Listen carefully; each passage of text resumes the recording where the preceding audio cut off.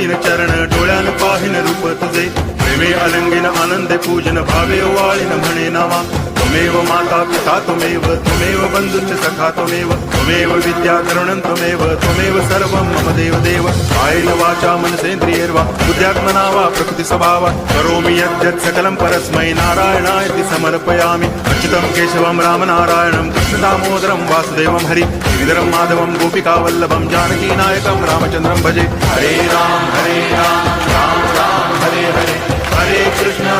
Krishna